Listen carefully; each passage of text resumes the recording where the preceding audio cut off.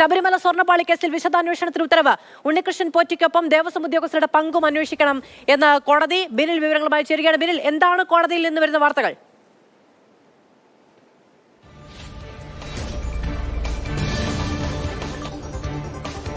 ബിനിൽ, കേൾക്കാമോ? വളരെ പ്രധാനപ്പെട്ട ഉത്തരവാണ് ഇപ്പോൾ ഹൈക്കോടതിയിൽ നിന്ന് വന്നിരിക്കുന്നത്. ശബരിമലയിലെ സ്വർണ്ണപ്പാളികളുമായി ബന്ധപ്പെട്ട കേസിൽ വിശദമായ അന്വേഷണത്തിന് ഹൈക്കോടതിയുടെ ദേവസ്വം ബെഞ്ച് ഉത്തരവിട്ടിരിക്കുന്നു. ഇപ്പോൾ കണ്ടെത്തിയിരിക്കുന്ന സ്വർണ്ണപ്പീഠം അത് സംബന്ധിച്ച കൂടുതൽ വിശദമായ അന്വേഷണത്തിനാണ് ഇപ്പോൾ ഹൈക്കോടതി നിർദ്ദേശിച്ചിരിക്കുന്നത്. ഞെട്ടിപ്പിക്കുന്ന പല വിവരങ്ങളുമാണ് ഇന്ന് കോടതി മുമ്പാകെ തിരുവിതാംകൂർ ദേവസ്വം ബോർഡിന്റെ ചീഫ് വിജിലൻസ് ഓഫീസർ കൈമാറിയത്. അതായത് ഈ സ്വർണ്ണപ്പീഠം കണ്ടെത്തിയതിൽ മാത്രമല്ല, ശബരിമലയിലെ സ്വർണത്തിന്റെ കാര്യത്തിൽ കൃത്യമായ ഒരു കണക്കുമില്ല എന്നതാണ് ഇപ്പോൾ ദേവസ്വം വിജിലൻസ് SP തന്നെ ഹൈക്കോടതിയെ അറിയിച്ചിരിക്കുന്നത്. അതായത് ഈ തിരുവാഭരണം രജിസ്റ്ററിലാണ് ഈ ശബരിമലയിലെ സ്വർണത്തിന്റെ കണക്കുകളൊക്കെ രേഖപ്പെടുത്തേണ്ടത്. അവിടുത്തെ സ്ട്രോങ് റൂം ഹൈക്കോടതിയുടെ നിർദ്ദേശപ്രകാരം വിശദമായി തന്നെ പരിശോധിച്ചിരുന്നു. അപ്പോൾ പരിശോധിക്കാനുണ്ടായ ഒരു കാരണം ഈ സ്പോൺസറായ ഉണ്ണികൃഷ്ണൻ പോറ്റി പറഞ്ഞത് ഈ ദ്വാരപാലക ശില്പങ്ങളുടെയും പീഠത്തിന്റെയും രണ്ടാമതൊരു സെറ്റ് കൂടിയുണ്ട്. ആ സെറ്റ് ചിലപ്പോൾ ഈ സ്ട്രോങ് റൂമിലെങ്ങാനും ഉണ്ടാകും എന്നൊരു കാര്യം പറഞ്ഞിരുന്നു. അത് കഴിഞ്ഞ തവണ കോടതിയുടെ മുന്നിലേക്ക് എത്തിയ വിഷയമാണ്. അതുകൊണ്ട് അങ്ങനെ ഉണ്ടോ എന്നത് പരിശോധിക്കാൻ ദേവസ്വം ബോർഡ് ആവശ്യപ്പെട്ടിരുന്നു. അങ്ങനെ അത് പരിശോധിച്ചു. അങ്ങനെ ഒന്നും തന്നെ കണ്ടെത്താൻ കഴിഞ്ഞിട്ടില്ല എന്നാണ് ദേവസ്വം വിജിലൻസ് ഓഫീസർ കോടതിയെ അറിയിച്ചത്. അതോടൊപ്പം സ്ട്രോങ് റൂമിൽ എന്തൊക്കെയുണ്ട് എന്നതുപോലും ദേവസ്വം ബോർഡിന് അറിയില്ല. അത് പരിശോധിച്ചാൽ മാത്രമേ അറിയുകയുള്ളൂ എന്നൊരു സ്ഥിതിവിശേഷമാണ് അതൊക്കെ സൂചിപ്പിക്കുന്നത്. ഇപ്പോൾ കോടതി തന്നെ പറഞ്ഞിരിക്കുകയാണ് ശബരിമലയിലെ സ്വർണത്തിന് കണക്കില്ല എന്നുള്ളത്. അത് എന്തൊക്കെയാണുള്ളത്, എന്തൊക്കെയാണ് ഇല്ലാതെ പോയത് എന്നത് സംബന്ധിച്ച കൃത്യമായ രേഖയില്ല എന്ന വിമർശനം ഉന്നയിക്കുകയാണ് കോടതി. അതുതന്നെയാണ് ഏറ്റവും പ്രധാനപ്പെട്ട കാര്യം. അതായത് ഒരു അടിസ്ഥാനപരമായ ഒരു കാര്യം എന്ന് പറയുന്നത്, ഒരുപാട് ഭക്തർ, കോടിക്കണക്കിന് വിശ്വാസികൾ ചെല്ലുന്ന ഒരു സ്ഥലമാണ് ശബരിമല. അവിടെ 1999 ഈ സ്വർണം പാളികൾ വെച്ച് ഈ ശ്രീകോവിലൊക്കെ സ്വർണ്ണപ്പാളി കൊണ്ട് പൂശിയപ്പോൾ അന്ന് 30 കിലോയിലധികം സ്വർണം ഉപയോഗിച്ചു എന്നതാണ് ഒരു ഏകദേശ കണക്ക്. അതാണ് കോടതിയുടെ മുന്നിലേക്കുള്ളത്. പക്ഷേ അവിടുത്തെ കൊടിമരത്തിനടക്കം എത്രമാത്രം സ്വർണം പൂശിയിട്ടുണ്ട്, എന്താണ് അവിടെ ഉള്ള ഓരോ സ്വർണ്ണ ആഭരണങ്ങളുടെയും മൂല്യം, അതൊന്നും തിട്ടപ്പെടുത്തിയിട്ടില്ല എന്നാണ് കോടതി പറയുന്നത്. ഇപ്പോൾ ഒരു റിട്ടയർഡ് ജില്ലാ ജഡ്ജിയെ നിയമിക്കാൻ ഹൈക്കോടതി തീരുമാനിച്ചിരിക്കുകയാണ്. ഇതിന്റെ മൂല്യനിർണ്ണയം നടത്തണം. അതിനുവേണ്ടി കോടതി തന്നെ കൈയെടുത്ത് ഇറങ്ങുന്നു എന്നതാണ് ഏറ്റവും പ്രധാനപ്പെട്ട കാര്യം. അതോടൊപ്പം തന്നെ ഇവിടുത്തെ രജിസ്റ്ററുകളിലുള്ള ഒന്നും തന്നെ കൃത്യമായി ഇതിന്റെ കാര്യങ്ങൾ രേഖപ്പെടുത്തിയിട്ടില്ല എന്നതാണ് ഇപ്പോൾ ദേവസ്വം വിജിലൻസ് SP തന്നെ കോടതിയെ അറിയിച്ചത്. അതായത് അവിടെ ആ സ്ട്രോങ് റൂമിനകത്തേക്ക് കയറിയപ്പോൾ അവിടെ ആഭരണങ്ങളൊക്കെ ഒരു ചെസ്റ്റിൽ സൂക്ഷിച്ചിരിക്കുന്നു. സ്വർണ്ണ നാണയങ്ങൾ അടക്കമുള്ളവ ഒരു ചാക്കിൽ കെട്ടിവെച്ചിരിക്കുന്നു. ഇതാണ് അവിടുത്തെ അവസ്ഥ. അതായത് ഈ അവിടെ ഉള്ള കോടിക്കണക്കിന് രൂപ മൂല്യമുള്ള സ്വർണ്ണാഭരണങ്ങളും മറ്റ് വസ്തുക്കളുടെയും കൃത്യമായ കണക്ക് ആ രജിസ്റ്ററിൽ നിന്ന് ലഭ്യമല്ല. അതിന്റെ മൂല്യനിർണ്ണയം നടത്തിയിട്ടില്ല എന്നതാണ് ഏറ്റവും ഞെട്ടിപ്പിക്കുന്ന വിവരം. ഇതിൽ ഉദ്യോഗസ്ഥരുടെ പങ്കടക്കം അന്വേഷിക്കാനാണ് ഇപ്പോൾ ഹൈക്കോടതി നിർദ്ദേശിച്ചിരിക്കുന്നത്. ഈ ശബരിമലയിലെ ദ്വാരപാലക ശില്പങ്ങളുടെ പീഠങ്ങളുടെയും കാര്യത്തിൽ ഉണ്ണികൃഷ്ണൻ പോറ്റിയുടെ പങ്ക് മാത്രമല്ല, അവിടുത്തെ ദേവസ്വം ഉദ്യോഗസ്ഥരുടെ പങ്ക് കൂടി അന്വേഷിക്കണം.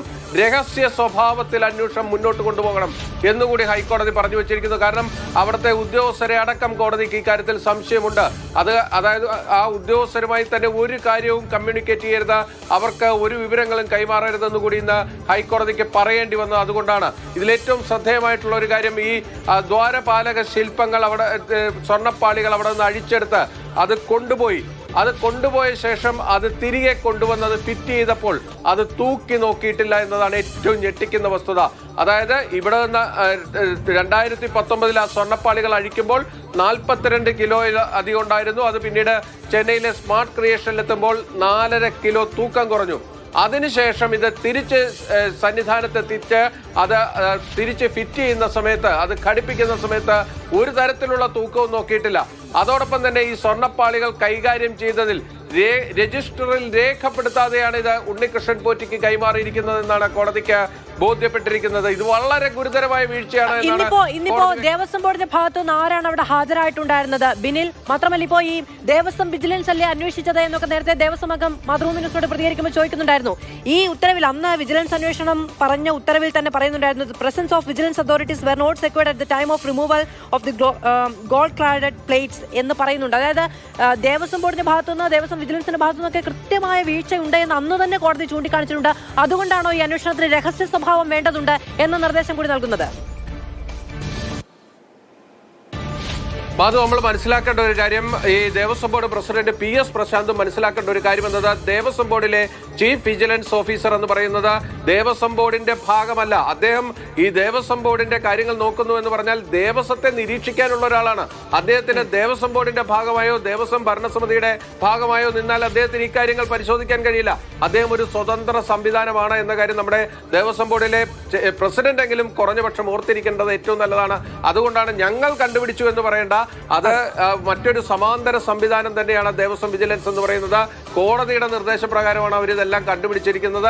ഇനിയെല്ലാം മനസ്സിലാക്കേണ്ടത്, നമ്മുടെ ഈ കഴിഞ്ഞ കാലങ്ങളിലൊക്കെ ഈ ശബരിമലയിലും തിരുവിതാംകൂർ ദേവസ്വം ബോർഡിലും ഒക്കെ തന്നെ ഭരണം നടത്തിയവർ മനസ്സിലാക്കേണ്ടത് കുത്തഴിഞ്ഞ രീതിയിലാണ് അവിടുത്തെ കാര്യങ്ങൾ മുന്നോട്ട് പോയത് എന്നതാണ് കോടതിക്ക് തന്നെ ബോധ്യപ്പെട്ടിരിക്കുന്നത്. കോടതിയുടെ ആ ഉത്തരവ് അല്പസമയം തന്നെ ഹൈക്കോടതിയുടെ വെബ്സൈറ്റിൽ അപ്ലോഡ് ചെയ്യും. അപ്പോൾ ഈ ഇപ്പോഴത്തെ ശബരിമലയിലെ അതോടൊപ്പം തന്നെ തിരുവിതാംകൂർ ദേവസ്വം ബോർഡിലേക്ക് ഭരണസമിതിക്ക് ആ ഉത്തരവ് വായിക്കാവുന്നതാണ്. അവിടെ എന്താണ് നടന്നിരിക്കുന്നത്, എത്രമാത്രം അലംഭാവമാണ് ഓരോ കാര്യങ്ങളിലും ഉണ്ടായിരിക്കുന്നത് എന്നത് കൃത്യമായി അക്കമിട്ട കോടതി ഉത്തരവിൽ രേഖപ്പെടുത്തുകയും ചെയ്തിട്ടുണ്ട്. അതായത് രജിസ്റ്റർ കൃത്യമായി പ്രോപ്പറായി മെയിൻറ്റെയിൻ ചെയ്യുന്നില്ല, അവിടെയുള്ള സ്വർണ്ണത്തിന്റെ കണക്കുകൾ കൃത്യമായി സൂക്ഷിക്കുന്നില്ല. പിന്നെ എന്താണ് ഇവരൊക്കെ ചെയ്തുകൊണ്ടിരുന്നത് എന്നതാണ് ഏറ്റവും പ്രധാനപ്പെട്ട കാര്യം. ശബരിമല എന്ന് പറഞ്ഞാൽ കോടിക്കണക്കിന് തീർത്ഥാടകരെത്തുന്ന ഒരു സ്ഥലം. അവിടെ സ്വർണ്ണാഭരണങ്ങളും സ്വർണം ഒക്കെ തന്നെ ആളുകൾ ഡിവോട്ടീസ്, അതായത് അയ്യപ്പ വിശ്വാസികൾ ഒരുപാട് പേർ സംഭാവനയായി നൽകുന്ന സ്ഥലമാണ്. അവിടെ ഈ ദേവസ്വം ബോർഡിനെയും അവിടുത്തെ സംവിധാനങ്ങളെയൊക്കെ വിശ്വസിച്ചുകൊണ്ടാണ് ഭഗവാൻ ഇവരെല്ലാം ഇത് ദക്ഷിണയായി നൽകുന്നത്. അത് കൃത്യമായി സൂക്ഷിക്കുക എന്നതാണ് അവരുടെ ഉത്തരവാദിത്വം. ആ ഉത്തരവാദിത്വം കൃത്യമായി നിറവേറ്റപ്പെടുന്നില്ല എന്നതാണ് ഇന്ന് കോടതിക്ക് മുന്നിൽ തുറന്നു കാട്ടപ്പെട്ട വസ്തുത.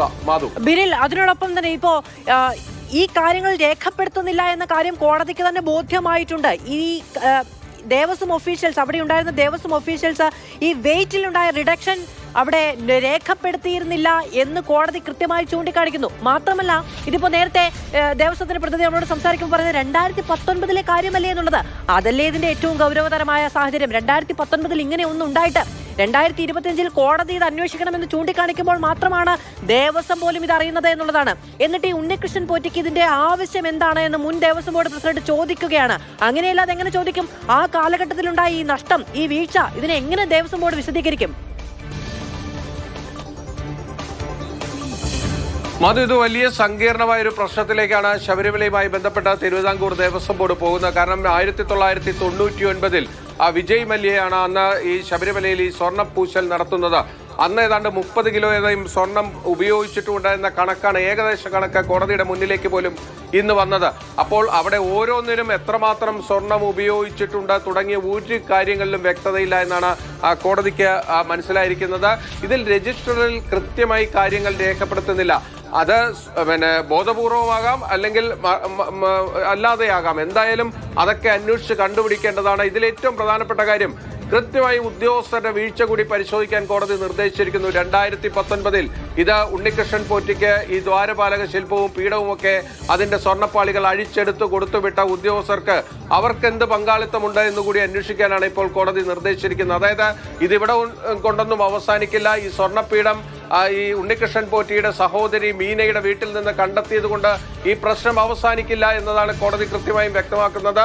കാര്യം, ഇതിനുള്ളിൽ ആർക്കൊക്കെ വീഴ്ച സംഭവിച്ചിട്ടുണ്ട്, എവിടെയൊക്കെയാണ് പാളിച്ചകൾ സംഭവിച്ചിരിക്കുന്നത്, എവിടെയൊക്കെയാണ് സിസ്റ്റത്തിന് പോരായ്മയുള്ളത്, അതൊക്കെയാണ് ഇപ്പോൾ കോടതി ചൂണ്ടിക്കാണിച്ചിരിക്കുന്നത്. സിസ്റ്റം ശരിയാക്കാനാണ് ഇപ്പോൾ ഹൈക്കോടതി ഉത്തരവിട്ടിരിക്കുന്നത്. അതുകൊണ്ട് തന്നെ ഇപ്പോൾ ദേവസ്വം ബോർഡിന്റെ ഒരു പരിണതി കൂടിയുണ്ടല്ലോ. ആദ്യം ഈ പറയുന്ന സ്വർണ്ണപ്പാളികളുടെ കാര്യം, പിന്നീട് ഈ സ്വർണ്ണ പീഠത്തിന്റെ കാര്യം. ഇപ്പൊ കോടതി തന്നെ പറയാണ് ശബരിമലയിൽ എത്ര സ്വർണ്ണമുണ്ട് എന്നത് സംബന്ധിച്ച ഒരു കണക്കുമില്ല. അത് സംബന്ധിച്ച് എത്രയുണ്ട്, എത്രയില്ല, എത്ര ഉണ്ടായിട്ടുണ്ട്, എത്ര അവിടെ നിന്ന് പോയി എന്നുള്ളതിനെ പറ്റിയൊക്കെ ആരോപണം ഉന്നയിക്കാൻ ഇനി ആർക്കും സാധിക്കുന്ന ഒരു കാര്യമുണ്ട്. കാരണം കോടതി തന്നെ പറഞ്ഞിരിക്കുകയാണ് അവിടെ ഉള്ളതിനൊന്നും കണക്കില്ല എന്ന്. പിന്നെ ഈ സംവിധാനം എന്താണ് ചെയ്യുന്നത് എന്ന് സാധാരണക്കാർ ചോദിക്കില്ലേ ബിനിൽ? അതിനൊരു ഉത്തരം പറയാനല്ല എങ്കിൽ ഈ സംവിധാനം, ഈ ദേവസ്വം ബോർഡ് എന്ന് പറയുന്ന സംവിധാനം എന്തിനാണ്? ഇവരെ വിശ്വസിച്ചാണല്ലോ ഈ പറയുന്ന, നേരത്തെ ബിനിൽ തന്നെ പറഞ്ഞതുപോലെ, അവിടെ എത്തുന്ന ഭക്തർ അയ്യപ്പന് ദക്ഷിണയായി കാര്യങ്ങൾ കൊടുക്കുന്നത്. ഈ സംവിധാനം സുതാര്യമായിരിക്കുമെന്ന വിശ്വാസം. അങ്ങനെ സുതാര്യതയില്ലെങ്കിൽ അവിടെ പ്രവർത്തിക്കാനുള്ള എന്ത് ധാർമ്മിക അടിത്തറയാണ് ഇവർക്ക് ബാക്കിയുള്ളത്? അത് തന്നെയാണ് ഇവിടുത്തെ പ്രശ്നം. അതായത് ഈ കാലങ്ങളായി തുടർന്നു പോരുന്ന ഒരു സിസ്റ്റം ഉണ്ട്. അവിടെ ഈ സ്വർണത്തിന്റെ മൂല്യമടക്കമുള്ള കാര്യങ്ങളില്ല. അതായത് സ്വർണത്തിന്റെ വരവ്, ഓരോയിടത്തെയും സ്വർണത്തിന്റെ കണക്ക്, ഇതെല്ലാം രേഖപ്പെടുത്തേണ്ടത് അവിടുത്തെ തിരുവാഭരണം രജിസ്റ്ററിലാണ്. ഇതിൽ പലതിലും കൃത്യമായ എൻട്രികളില്ല എന്നതാണ് വിജിലൻസ് എസ് പിക്ക് കോടതിയെ അറിയിക്കേണ്ടി വന്നത്. അതായത് ഈ കൊടിമരത്തിന്റെ കാര്യം ഒരു ഉദാഹരണമായിട്ട് കോടതിക്ക് മുന്നിലേക്ക് ഇന്ന് വരികയും ചെയ്തു. അതായത് ഓരോ ഇടത്തും എത്രമാത്രം സ്വർണം ഉപയോഗിച്ചിട്ടുണ്ട് അതിന്റെ ഒരു കണക്ക് കൃത്യമായി വേണ്ടേ? കാര്യം ഇത് ഏതെങ്കിലും ഒരു ഘട്ടത്തിൽ ഇതെല്ലാം പരിശോധനയ്ക്ക് വിധേയമാക്കുമ്പോൾ കൃത്യമായ കണക്കില്ലാതെ എങ്ങനെ മുന്നോട്ട് പോകും? പലതും ഇപ്പോഴത്തെ ഒരു ആധുനിക കാലഘട്ടമാണ്. അവിടെ ഇത് പലതും ഡിജിറ്റൈസ് ചെയ്തിട്ടില്ല എന്നൊരു പ്രശ്നം കൂടി തിരുവിതാംകൂർ ദേവസ്വം ബോർഡിന്റെ മുന്നിലുണ്ട്. തിരുവിതാംകൂർ ദേവസ്വം ബോർഡിനെ സംബന്ധിച്ച് നമ്മൾ നോക്കിക്കഴിഞ്ഞാൽ അവിടെ നിരവധി ഉദ്യോഗസ്ഥരുള്ള സ്ഥലമാണ്. അതായത് ജീവനക്കാരുടെ കുറവല്ല, ഇതൊക്കെ കൃത്യമായി മുന്നോട്ട് കൊണ്ടുപോകാൻ ആരും പരിശ്രമിച്ചിട്ടില്ല എന്നതാണ് ഏറ്റവും പ്രധാനപ്പെട്ട കാര്യം. എങ്ങനെയാണോ മുൻകാലങ്ങളിലൊക്കെ പോയിരിക്കുന്നത് അതുപോലെ തന്നെയൊക്കെ ഉന്തി ഉരുട്ടി കൊണ്ടുപോകുന്നതിനപ്പുറത്ത് കാര്യങ്ങൾ കൃത്യമായും അച്ചടക്കത്തോടും കൊണ്ടുപോകാൻ ആരും ശ്രദ്ധിച്ചിട്ടില്ല എന്നതാണ് ഇപ്പോൾ ഈ ദ്വാരപാലക ശില്പത്തിലെ സ്വർണ്ണപ്പാളികളുമായി ബന്ധപ്പെട്ട കേസിൽ പുറത്തേക്ക് വരുന്ന വിവരങ്ങൾ. അതെന്തായാലും നമുക്ക് ഒട്ടും ആശ്വാസകരമായിട്ടുള്ള വിവരങ്ങളല്ല. പ്രത്യേകിച്ച് ഒരു സ്പോൺസർ വരുന്നു, ഒരു സ്പോൺസർക്ക് അങ്ങനെ തന്നെ അഴിച്ചങ്ങ് കൊടുക്കുകയാണ് ഇവർ ചെയ്തത്. ആ സ്പോൺസറുടെ കയ്യിലാണ് ഈ സ്വർണ്ണപ്പാളികൾ അടക്കം കൊടുത്തുവിട്ടത്. അത് കൊണ്ടുപോയി 1 മാസത്തിന് ശേഷമാണ് അത് ഈ സ്വർണം പൂശുന്ന സ്ഥലത്തേക്ക് എത്തിക്കുന്നത്. അവിടെയാണ് സംശയമുണ്ടാകുന്നത്. ഈ സ്വർണ്ണപ്പാളികൾ അഴിച്ചു കൊടുത്ത് അത് ചെന്നൈയിലേക്ക് എത്തിക്കുന്നത് വരെയുള്ള ഒരു ഘട്ടത്തിലും ദേവസ്വം ബോർഡിന്റെ ഒരു ഉദ്യോഗസ്ഥരും ഉണ്ടാകുന്നില്ല എന്നതാണ് ഏറ്റവും പ്രധാനപ്പെട്ട കാര്യം. നമ്മളിതിനെ ചേർത്ത് വായിക്കേണ്ടത് അവിടുത്തെ പീഠം, അത് ശബരിമല സന്നിധാനത്തെ സ്ട്രോങ് റൂമിലായിരിക്കും ഉണ്ടാകുക എന്ന് പറഞ്ഞ സ്പോൺസറുടെ ബന്ധുവിന്റെ വീട്ടിൽ നിന്ന് അത് ഈ കഴിഞ്ഞ ദിവസം പിടിച്ചെടുക്കുന്ന ഒരു ഘട്ടമുണ്ടായി. അപ്പോൾ ഈ സ്പോൺസറെ എങ്ങനെ വിശ്വസിക്കുമെന്നതാണ് ഏറ്റവും പ്രധാനപ്പെട്ട കാര്യം. ഈ ഉണ്ണികൃഷ്ണൻ പോറ്റി ആരുടെ ആളാണ് എന്നുകൂടി അന്വേഷിക്കേണ്ട ഒരു കാര്യമാണ്. കാരണം ശബരിമലയിൽ ഇവർക്കൊക്കെ വലിയ സ്വാധീനങ്ങൾ വരുന്നു, പല പല അവതാരങ്ങൾ അവിടെ പ്രത്യക്ഷപ്പെടുന്നു. അവരെയൊക്കെ ആരാണ് അവിടെ കൊണ്ടുപോകുന്നത്, അവർക്ക് പിന്നിൽ ആരൊക്കെയാണുള്ളത്, അത് തന്നെയാണ് അന്വേഷിക്കേണ്ടത്. ഇത്തരത്തിൽ വലിയൊരു തീർത്ഥാടന കേന്ദ്രം ഉണ്ടാകുമ്പോൾ അവിടെ പലതരത്തിലുള്ള ആളുകൾ വരും, പല ബിസിനസ്സുകാർ വരും, വലിയ സമ്പന്നരായ ആളുകൾ വരും. പക്ഷേ അവർക്കൊക്കെ പലതരത്തിൽ പല സൗജന്യങ്ങൾ അവിടെ കിട്ടുന്നു എന്നതാണ് ഏറ്റവും പ്രധാനപ്പെട്ട കാര്യം.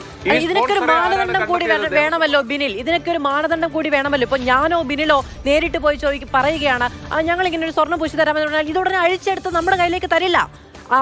നമ്മൾക്ക് ഇഷ്ടമുള്ളിടത്ത് കൊണ്ടുപോയി നന്നാക്കിക്കൊള്ളാൻ പറയില്ല. ദേവസ്വം ബെഞ്ച് അതുമായി ബന്ധപ്പെട്ട് ശബരിമലയുമായി ബന്ധപ്പെട്ട ഒരു കാര്യവും അവിടെ നിന്ന് പുറത്തേക്ക് കൊണ്ടുപോകരുത് എന്ന നിർദ്ദേശം നൽകിയിട്ടുണ്ട്.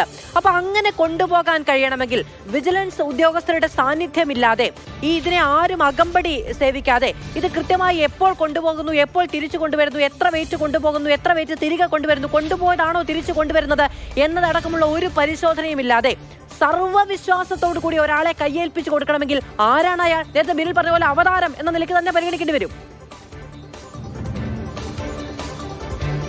തീർച്ചയായും ഈ വ്യക്തിയെ ആരാണ്, അദ്ദേഹത്തെ ആരാണ് അവിടെ കൊണ്ടുവന്നത്, അദ്ദേഹത്തെ ആരാണ് പരിചയപ്പെടുത്തിയത്, ഇതെല്ലാം അന്ന് നേതൃത്വം നൽകിയ ആളുകൾ തന്നെയാണ് വിശദീകരിക്കേണ്ടത്. ആ വ്യക്തിയുടെ, ആ സ്പോൺസറുടെ വിശ്വാസ്യത തന്നെയാണ് ഇപ്പോൾ കോടതിക്ക് മുമ്പാകെ ചോദ്യം ചെയ്യപ്പെട്ടിരിക്കുന്ന ഒരു പ്രശ്നം.